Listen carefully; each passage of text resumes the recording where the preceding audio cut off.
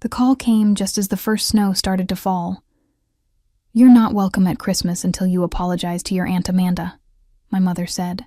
Her tone was clipped, measured, like a judge delivering a sentence. In the background I heard laughter, the low, smug chuckle of my Uncle Paul. "She'll cave," he said. "She always does." What they didn't know, what none of them had ever bothered to see, was that for 6 straight years, I had been their secret Santa. Not the merry kind with reindeer and jingling bells, but the type who bled her bank account dry to keep everyone else smiling. Tens of thousands of dollars that turned into beautifully wrapped boxes under their tree, all labeled from family, as if the magic had simply materialized out of holiday air. This year, when they gathered expecting miracles, they'd unwrap nothing but silence, and the truth that would ruin their perfect little celebration forever. If you've ever been the family ATM while listening to those same people whisper about you behind your back, then you already understand. Tap that imaginary like in your mind, because this isn't a story about generosity. It's a story about awakening, about the moment a doormat decides she's done being stepped on. My name is Eva, and for 6 years I was my family's silent benefactor, their invisible Christmas miracle. At 26, fresh in my career as a financial analyst, I was making what I then thought was real money. After years of bargain meals and thrift store jackets, I could finally afford a little comfort. That's when the first call came, my mother's guilt polished to a fine art. "Eva, honey, you know how tight things are for your cousins this year," she said, stretching every word like it hurt to speak it. "Kevin lost his job again, and little Anna's been asking for that dollhouse. Maybe you could help, just this once?" I remember glancing around my tiny apartment. Bare walls, a secondhand sofa, not a decoration in sight, and thinking about the dollhouse I'd begged for as a child and never got. "Of course, Mom," I said automatically. "How much?" "Oh, just a couple $100, she said sweetly. That couple $100 became $800 before Christmas Eve even hit. By then I'd bought Anna her dream dollhouse, Kevin's son Joshua a bike, and thrown in cards and extras so no one felt forgotten. Watching Anna's eyes light up on Christmas morning made me feel that maybe this was what love looked like. Giving without expecting anything back. But here's the truth about kindness in a family of takers. It doesn't earn respect. It paints a target. They didn't see generosity. They saw opportunity. Year 2 came faster than I expected. Early November this time. "Eva," Mom began, all syrup and affection. "You made last Christmas so special. The kids still talk about it. Could you maybe work your magic again?" Your magic, as though it wasn't my overtime hours, my credit cards, my careful budgeting. I said yes, because that's what good daughters do. By the 3rd year, I didn't even get asked. I got sent lists, texts full of links. "Joshua wants these shoes. Marie needs new clothes. Amanda's been eyeing this purse. Maybe you can help." The messages always ended the same way, heart emoji, "Thank you in advance." And so I became the phantom benefactor behind every generous family gesture. They'd post photos on Facebook in matching pajamas, gifts piled high, captioned with things like "so blessed by each other's generosity." I'd scroll through those posts with numb fingers, not one mention of me, not one thank you. Worse, they joked about me. "Eva's too focused on work," they'd tease. "Probably doesn't know what joy feels like." They were right about one thing.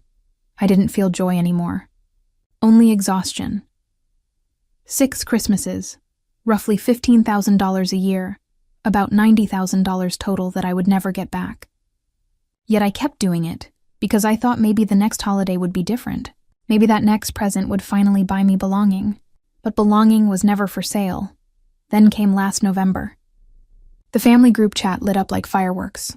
Amanda was hosting this year in her brand new house, the one partly funded by a loan from me that had quietly vanished from memory. Messages flew in. "Mom, can't wait to see everyone." Uncle Paul, "I'll bring the wine." Amanda, "Going all out on decor. This will be the best Christmas yet." I typed back, "Can't wait. What should I bring?" The chat fell silent. Seconds ticked by. Then my phone rang. "Eva, My mother's voice could have frozen water. "We need to talk." My stomach dropped. "What's wrong?" "It's about Thanksgiving," she said. "What you did to Amanda, the Thanksgiving incident." I'd quietly asked Amanda why she borrowed $300 for groceries when she'd just spent the dinner bragging about her weekend at the casino. She'd burst into tears, run to the bathroom, and stayed there for an hour while everyone glared at me. "Mom," I asked a question. "You embarrassed her," my mother said sharply. "You made her feel terrible. She works hard, Eva. She deserves to have fun sometimes." "Working hard?" I echoed before I could stop myself. Amanda hadn't held a steady job since her 20s. "You're not welcome at Christmas," Mom said flatly, cutting me off. "Not until you apologize. A real apology, not one of your clever little half ones." In the background came the confirming chorus, Paul's booming laugh. "If she wants dinner, she knows what to do." Then my cousin Stephen's voice. "She'll cave like always." Eva loves playing the victim. Playing the victim. The woman who'd secretly funded 6 Christmases was now the manipulator in their story. I hung up. The line went dead. That night, I sat staring at my dark phone screen, waiting. Surely anyone would text privately. A cousin, an aunt, somebody who'd say, "This is wrong. You've done so much for us." No one did. The silence hurt more than any insult. I barely slept for 3 nights. The 4th night something shifted, snapped clean as glass. I got up, turned on my laptop, and opened my financial records. 6 years of credit card statements glared back at me. Amazon receipts, Target orders, PayPal transfers, and store purchases. All neat rows of evidence. I started crunching numbers. $67,432. That was the sum total of what I'd spent making their lives easier. Enough to buy a car. Enough to buy self-respect several times over. And so I printed every receipt. Every single one. Page after page until the stack rose like a monument to my own foolishness. Then I hatched my plan. Precise, ruthless, and perfectly fair. Because these people didn't just enjoy my generosity. They expected it. They'd already placed their Christmas orders through me without realizing it. Joshua's new PlayStation, Anna's professional art set, Marie's designer boots, Kevin's power tools, Amanda's diamond earrings, Paul's top-shelf whiskey. Well, guess whose name was on every purchase confirmation? Mine. Guess who also had the ability to cancel every single one? Me, and that's exactly what I did. 1 click at a time. PlayStation. Canceled. Art set. Canceled. Designer boots. Canceled. Jewelry. Canceled. Whiskey. Gone. In their place would be gas station candy, clearance sweaters, and dull smiles. But revenge is only satisfying if it tells the truth, so I took it a step further. Every photo of them holding gifts I'd bought, every text asking for a favor, every gushing Facebook post bragging about family generosity, I collected it all into a single digital folder. I titled it The Real Secret Santa. By the time I finished organizing, the clock read 3:42 a.m., and for the first time in years, I felt calm. Not angry, not bitter, just certain 12 days before Christmas. 12 days for the dominoes to start falling. I closed my laptop, leaned back, and smiled to myself. Let them plan the best Christmas ever. Let them toast to family love and generosity. This time, Santa was real, and she was done. Christmas Eve arrived with the sound of my phone buzzing nonstop. Photos poured in. The glowing tree, the feast, the family crowded together in those same matching pajamas I'd bought 2 years earlier. Laughter. Perfection. I wasn't there. But neither were their gifts, and on Christmas morning, when the paper flew and the boxes stood empty, that silence I'd been fed for years finally came back to them. Cold. Echoing. Sharp. I made myself a cup of coffee, sat by my own little tree, and waited. I knew it wouldn't take long. A.M. The first text from Clara.Eva. Did you order Joshua's PlayStation? It never arrived. Fine, Amanda, the jewelry I ordered isn't here either. Did you use a different delivery service? I almost laughed. They still thought their gifts came from each other. A.M. Kevin. Half our gifts are missing. This is a disaster. Then silence. I could picture them around that tree, staring at a handful of cheap presents, trying to figure out where Christmas had gone. And my phone rang. Clara, of course, Eva. Her voice cracked with panic. Something's wrong. All the good gifts are missing. Did you do something? I don't know what you mean, Mom. I wasn't invited. Remember? Don't play games with me. If you canceled orders out of spite, what orders? I asked innocently. The ones you placed? The ones Amanda placed? I'm confused about why you're calling me about your missing gifts. The silence stretched long enough for me to hear crying children in the background. Ava, please, the kids are upset. We can work this out, can we? Because last I checked, I wasn't welcome until I apologized to Amanda. Have the rules changed? Click. I hung up.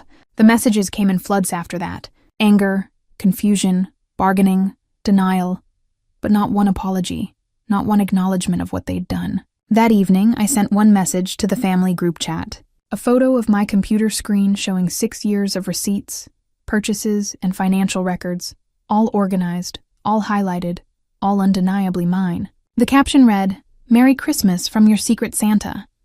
Hope you enjoyed 6 years of my generosity. Unfortunately, Santa has retired permanently." Then I left the group chat. The next few days brought a parade of responses. Anger from Amanda, guilt trips from Clara, attempted manipulation from Paul, and surprisingly understanding from some of the younger cousins who'd started putting the pieces together. Anna, now 16, texted me privately. "I remember you always asking what he wanted for Christmas. It was you, wasn't it? All those years." "Yes, sweetheart, it was me. I'm sorry they treated you like that. Thank you for everything." That message made me cry harder than anything else in this whole mess because it reminded me why I'd started giving in the first place. Love, not obligation. A week later, Clara showed up at my apartment. She looked older, tired. "Eva, we need to talk, do we? You can't just abandon the family. We're your family. Family doesn't ban someone for telling the truth. Mom, the family doesn't mock someone behind their back while taking their money. The family doesn't demand apologies for their own bad behavior." She was quiet for a long time. "Then we didn't know it was you. You didn't ask. For 6 years, you didn't ask who was making Christmas magical. You just took credit and kept your hands out for more. What do you want from us, Eva?" "Nothing," I said, and meant it. "I want absolutely nothing from any of you anymore." She left without another word. This past Christmas was my first in 7 years spent on my own terms. I bought myself gifts. I decorated my apartment with lights that made me happy. I invited friends who actually wanted my company, not my checkbook. For the first time in years, I laughed on Christmas morning. Real laughter, not the fake smile I'd worn to family gatherings. I don't regret what I did. I don't regret exposing the truth, and I'll never regret putting myself first. Because here's what I learned. Love without respect isn't love. It's exploitation wrapped in holiday ribbon. Sometimes the greatest gift you can give yourself is freedom. From manipulation, from obligation, from people who mistake your kindness for stupidity. Have you ever been to the family ATM? Have you ever been banned from events you secretly funded? Drop your story in the comments. Trust me, you're not alone in this. If this story reminded you that respect is worth more than fake family peace, hit that like button. Subscribe for more stories of justice, boundaries, and people who finally said enough. Because sometimes the best revenge is simply refusing to be used anymore. Remember, you are not required to set yourself on fire to keep others warm, especially when they're the ones holding the matches.